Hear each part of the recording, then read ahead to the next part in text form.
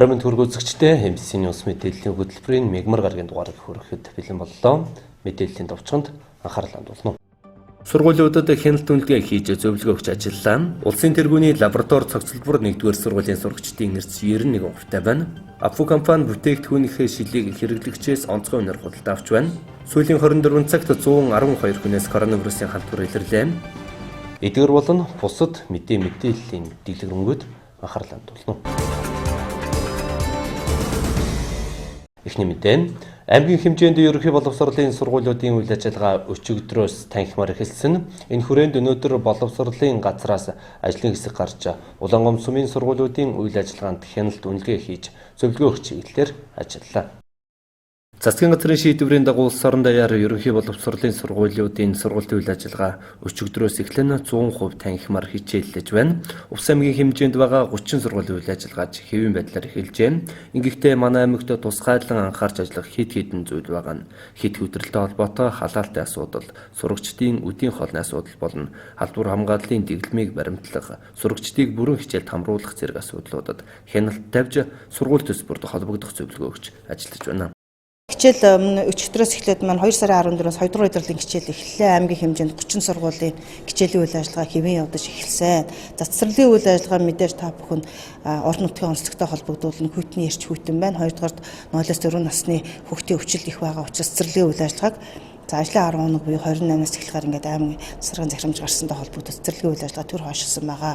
За ерөнхийдөө бид нар боловсролын газраас бас ажлын баг гараад өнөөдөр бүх сургуулиудаараа 4 чиглэлээр үндсэндээ хяналт шинжилгээ үнэлгээ хийгдээ явж байна. За нэгдүгээрт мэдээж халаалтын асуудлууд байна. Одоо хичээл амарснаас хойш бараг 2 сарын хугацаанд байна. Сургалтын үйл ажиллагаа явагдаагүй учраас хүүхд нэлээд урсантай холбогдуулаад хүүхдүүд нэлээд даарч байна. За ингээд энэ нөхцөл байдлыг бид нэр газар дээр нь үзээд одоо явж байна. За хоёрдугаарт бол хүүхдийн хоолны асуудал байгаа. Үдийн цай, үдийн хоол болох одоо асуудлыг 100% бол яамны хөрөнгө оруулалт болон бусад хөрөнгө оруулалтаар өнгөрсөн одоо 1-р удиралт аймгийн хэмжээнд 7 сургууль бол үдийн цай өгчээсэн.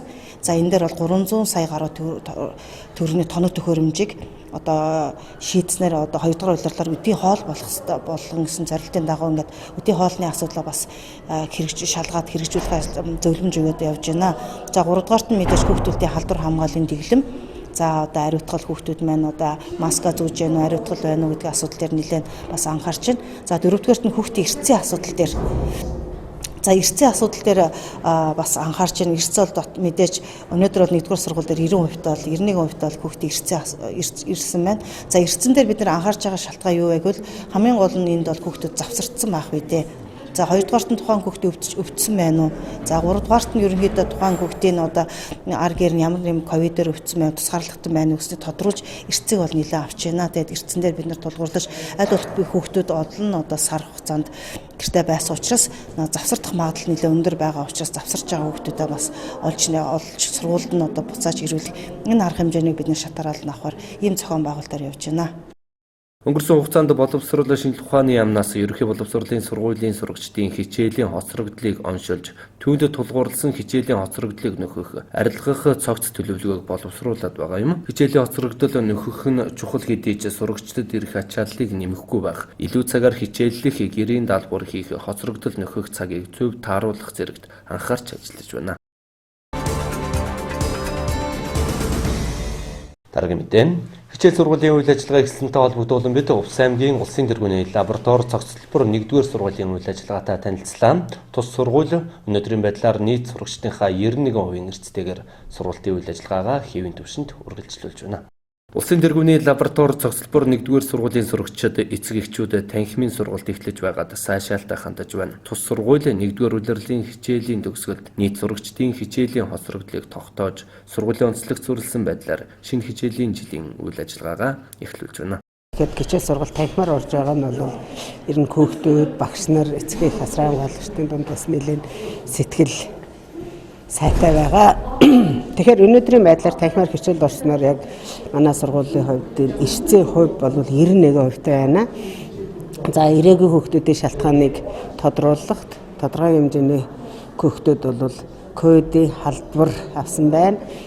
Дахиад хэсэг хүүхдүүд нь бол тэр халдварын хавьтагчд байгаа. Зарим нэг хүүхдүүд бол чөлөөтэй байгаа. Чөлөө авж байгаа хоёр шалтгаан маань гэхээр одоо малчин сумд бол цанын тэмцээн болж байгаа. Мөн одоо дугуун тэмцээн бас болж байгаа. Өндөг дугууны тэгээд ийм чиглэлээр тэгээд бусад бол онлайнаар нэг 6-7 хүүхэд онлайнаар захимаар хичээллэж байна. Тэгэхээр эртний үед бол ер нь боломжийн төвшөндөө сургалт хүмүүжлийн үйл ажиллагаа яваад 2 дахь өдрөө болж байна. Тэгэхээр аймгийн засаг даргын захирамж гарсны дагуу бид бүхэн бага насны хүүхдүүд 1-5 дугаар ангийнхаа хүүхдүүдийг хичээлийг көөтрөлтөй холбогдуулаад 10 цагаас 4 цагийн хооронд багангийн сургалт хүмүүжлийн үйл ажиллагаа явагдаж байна. Энэ маань бас нөгөө хүүхдүүд хичээл орохгүй байсанд орвол ингээд танхимаар хичээл орж байгаа хүүхдүүд чсэн бас идэвхтэй байна. Тэгэхээр бид нэр энэ хичээл сургалтын үйл ажиллагаа эхлэхээс өмнөх удиралд бол ер нь хүүхдүүдийнхээ одоо явцын үнэлгээ төвшингээ тогтоосон байж байгаа. Тэгэхээр одоо боловсролын салбарт тулгамдж байгаа хамгийн томоохон асуудал бол хоцрогдол арилгах асуудал бол хоцрогдлыг арилгах 3 жилийн төлөө Монгол Улсын хэмжээнд гаргасан байж байгаа. Сургуулийнхаа хэмжээнд бол бид бүхэн бас өөрсдийнхөө онцлог тохирсон хоцрогдлыг арилгах хөтөлбөр төлөвлөгөө гаргаад тэрнийг мөрдөж ажиллаж байна. Тэгэхээр хүүхдүүд бол хэвийн агуулгынхаа үед бас агуулга бөрөнгөөцөд ойлгоогүй хоцорч байна. Ковидын улмаас бол бүр хоцорч байна.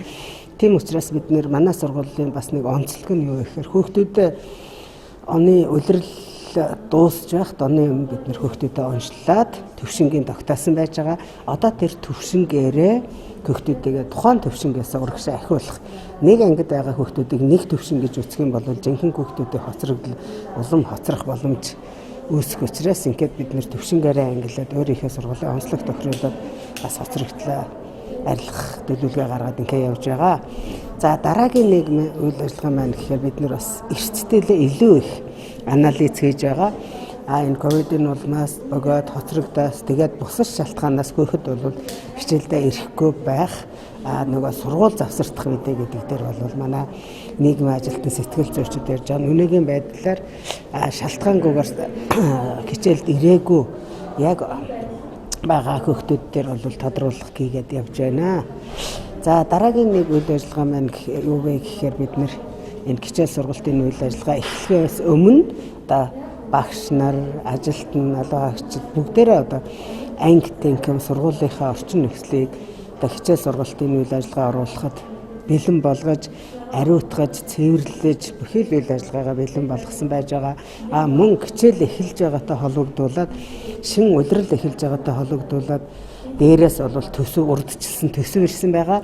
Тэгэхээр тэр төсвийгээ бид нэг сардаа хүлээгээд одоо 2 сардаа шинэ урдчилсан төсвөө хүлээж аваад хичээл эхэллээ бол хүүхдийн нэрх ашиг зорчигтой өгөхгүйгээр явах учраас ялангуяа бага ангийн хүүхдүүд бол өдөө хоол хөтөлбөртэй амжилттай хэрэгжээ явж байна. Дотор байрны хүүхдүүд бид нэр бүтээсээ өдөр өглөө 10 цагаас эхлээд дотор байрныхаа хүүхдүүдийг хүлээж авсан. Дотор байрны хүүхдүүдийг бид нэр хүлээж авахдаа яг гараас гарт хүлээж авч бас хүүхдүүдийн тэр нөгөө нэг ковидын халдвартай хэсэг тал дээр шинжилгээнд нь зориултын газар нь шинжилгээнд нь оруулаад ингээд хүлээгээд авж байгаа. Тэгэхээр яг дотор байрны 77 хүүхэд одоогийн байдлаар ирсэн байж байна. Тэрнээс 2 хүүхэд бол эрэг гарсан байгаа. Тухайн үед бол нөгөө өрхийн эмнэлэг дээрээ шинжилгээнд дээр оруулаад тухайн хүүхдүүдийг дотор байранд авахгүйгээр ингээд явж байгаа. Тэгэхээр энэ дашрамд бас ингээд хэлэхэд нийт бид бүхэнтэй хамтарч ажиллаж байгаа эцэг эх асран хамгаалагчид маань хүүхдүүд ялангуяа бага насны хүүхдүүд дээр илүү анхаарал хандуулж өгөөч. Одоо цагуурын байдал 10 хоногтой бол эрс хөтрөлтэй байгаа учраас хүүхдүүдийг бага насны хүүхдүүдийг 10-аас 4 цагийн хооронд л 2 ээлжээр хичээл оруулж байгаа учраас хүүхдүүдийг яг сургууль дээр нь авч ирж өгөөд хичээл тарангуут хүүхдүүд аваад явж байгаа. Энэ дээр илүү бас хяналттай байгаараа л гэдгийг нийт эцэг эх асран хамгаалагчдаас хүсэх байж байна. Өнөөгийн байдлаар бид бүхэн бас хичээл сургалтын ажиллагаа хэвийн амжилттай явж байна. Сургуулийн хичээл эхлэж байгаатай холбоотой яригдж байгаа нэг асуудал нь анги танхимууд хүйтэн байгаа асуудал болж байна. Энэ тухай гомдол мэдээллүүд аймгийн хэмжээндх бусад сургуулиудын сурагчдын эцэг эхчүүдээс ч манай телевизэд ирсэн. Тэгвэл цогцлбор 1-р сургуулийн халаалтаж харилцан адилгүй зарим ангууд хит хүйтэн байгаа. Учир нь нэмэлтээр тэн ажилуулах байдлаар асуудлыг шийдэж байна. Иймээс дулаан түгээж хамтран ажиллаж байгаа байгууллагууд анхаарлаа хандуулж ажиллахыг хүслээ.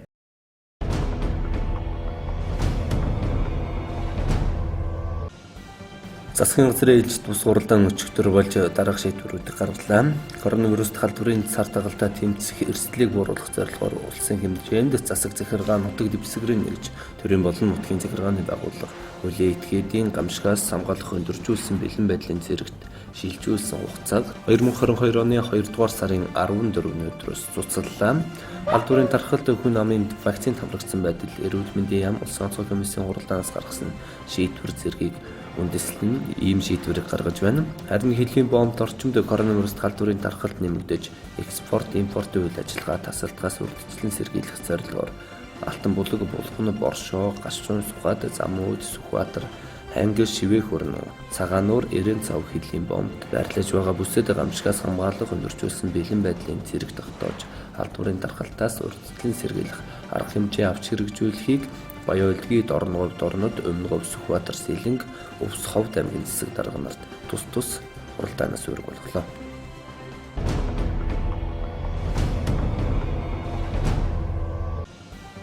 Иргэн 29 настай эмэгтэй Илс 2020 оноос хойш иргэд аж ахуйн нэгж байгууллагуудтай утсаар холбогдсон ерөнхийлөгчийн тамгын газрын шагналын тасгийн ажилтан нийслэлийн засаг даргын тамгын газрын мэргэжилтэн байна. Танд төрийн одон медаль гаргуулах бодлоо. Танай компанид дэмжлэг болгож тоног төхөөрөмж нийлүүлэх боллоо. Тэмдэгтийн хураамж тоног төхөөрөмжийн урьдчилгаа гайлын татварыг шилжүүлнэ хэмээн 100 гаруй удаагийн үйлдэлээр бусдыг залилж иргэдээс 100 мянгаас 2 сая төгрөгийг дансаар шилжүүлэн авч бусдад 55 сая төгрөгийн хохирол учруулсан гэмт хэргийг 2021 оны 6 дугаар сард цагдаагийн байгууллагаас илрүүлж Сүхбаатар дүүрэгдэх цагдаагийн газрын 1-р хэлцээс мордын шалгах ажиллагаа явуулна. 2021 оны 12 дугаар сард шүүхэд шилжүүлсэн байна.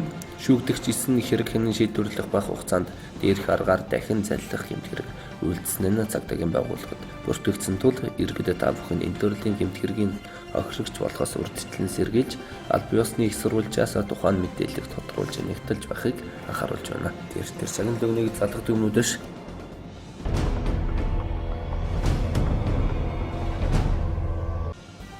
Монголын тээвэрчид 18 улс руу олон улсын ачаа тээвэрлэлт гүйцэтгэх боломжтой. Одоогоор Оросын холбооны улс бүгд найрамдах Хятад ард улс, Казахстан, Беларусь, Турк, Украин, Латви, Литв, Киргиз, Унгар, Словен бүгд найрамдах ардчилсан солонгос улстай засгийн газар хоорондын авто тээврийн хэлтсэрийг байгуулсан. Үүнээс гадна Гүрж, Словак, Польш, Чех, Герман, Молдов улстай засгийн газар хоорондын хэлтсэр байгуулахаар эхэлж байгаа. Хэлтсэр харах намжаагүй ч засгийн газраас зөвшөөрөл олгосны дагуу эдгээр улстай зөвшөөрлийн бичиг солилцсон ачаа тээвэрлэлт гүйцэтгэх боломж бүрдүүлжээ. Түүнчлэн улс хоорондын ачаа тээвэрлэлтийг хэлбэршүүлэхээр улсын засгийн газар бүгд найрамдах Хятад ард улсын засгийн газар хоорондын авто тээврийн хэлтсэрийг хэрэгжүүлэх тухай зам тээврийн хөгжлийн яам бүгд найрамдах Хятад ард улсын тээврийн яам хоорондын протоколыг 2019 онд шинжилсэн. Үүгээр Монгол улс бүгд найрамдах Хятад ард улсад бүртгэлтэй тээврийн хэрэгсээр Монгол улсад эсвэл бүгд найрамдах Хятад ард улс болон 3 дахь улсад бүртгэлтэй чиргүүлж ирж улс орны тээвэр хийх боломж бүрдүүлсэн байна.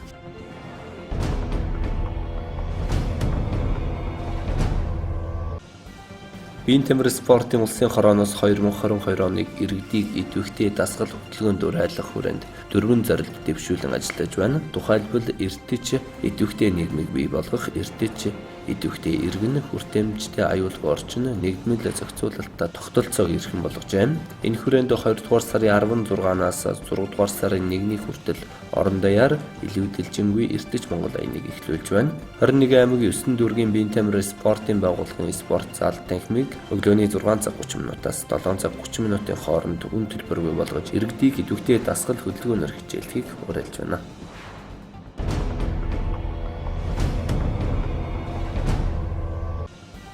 Авилгатай тэмцэх газрын мөрдөн шалгах хэлтээс 2022 оны 2 дугаар сарын 7-оос 11-ний өдрүүдэд гэмт хэргийн шинжтэй 23 гомдол мэдээлэл хүлээн авч нийтдээ 90 гомдол мэдээллийг шалгалаа. Үүнээс 28 гомдол мэдээлэлд хэрэг бүртгэлийн хэрэг нээж 22 гомдол мэдээлэл хэрэг бүртгэлийн хэрэг нээхээс татгалзах саналтайгаар прокурорт шилжүүлсэн бөгөөд одоогоор 38 гомдол мэдээллийг хянан шалгаж байна.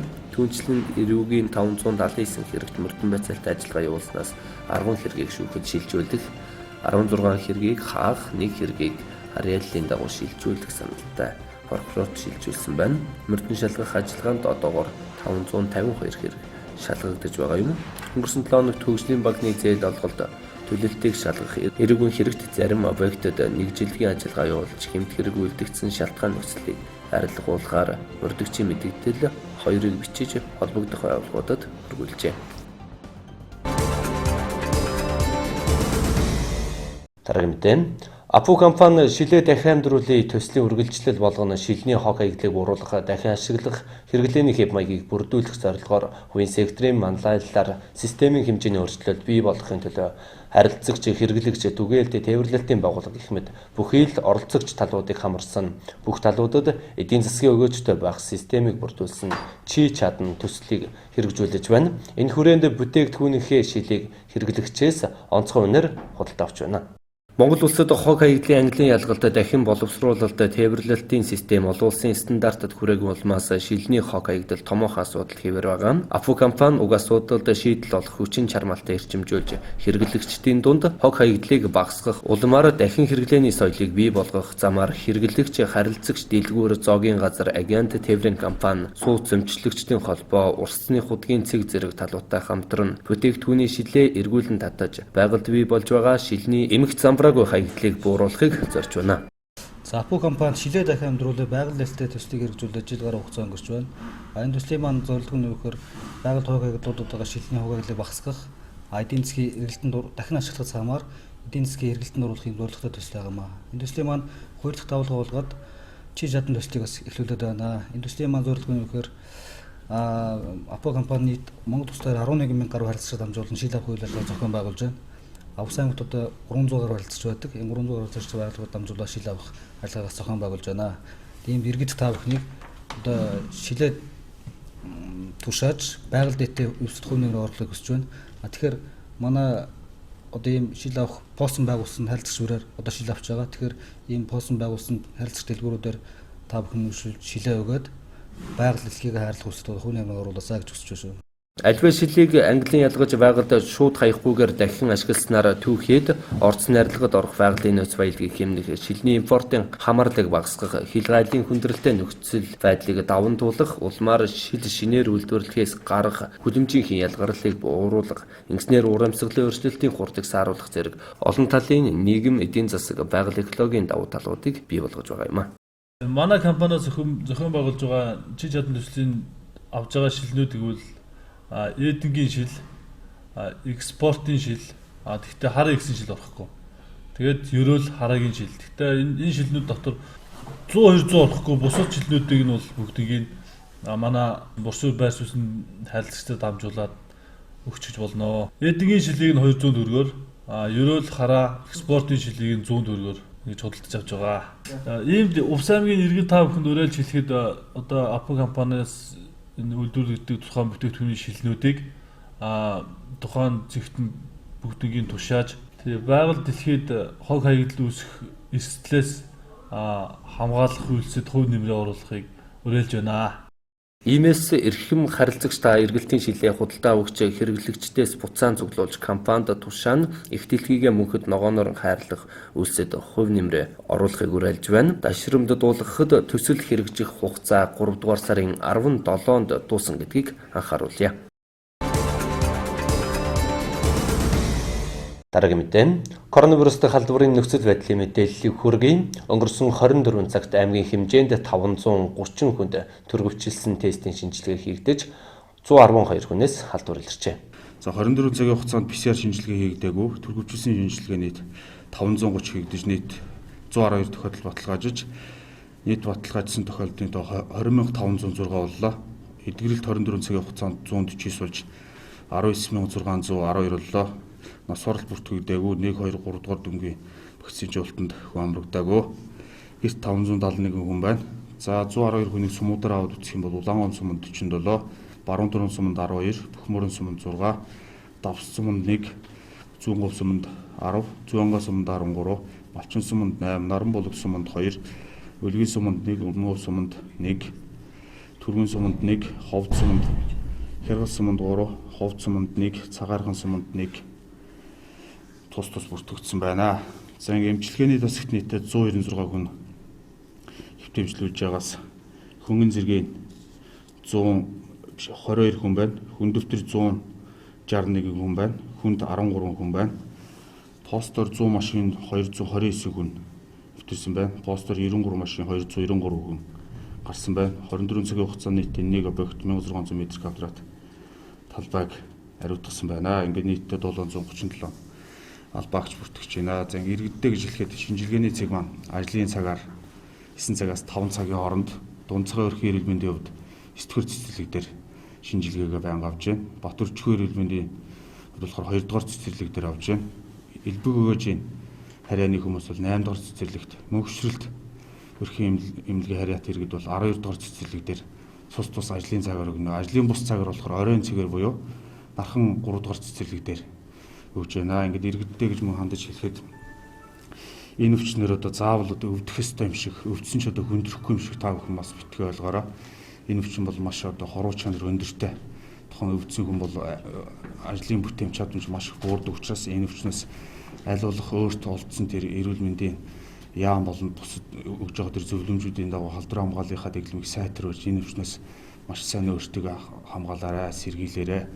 Өмнө энэ өвчний шинж тэмдэг илэрвэл энэ өвчний шинж тэмдэг 2-оос 3-аас дээш одоо шинж тэмдэг бүрдээд илэрх юм бол өөрийнхөө харьяаны дээрх одоо дурдсан өрхийн эрүүл мэндийн төв 18 сумынхаа өрхийн эрүүл мэндийн төвд хандаж бас шинжилгээнд хамрагдаарай гэж иргэдээс өсөх байна.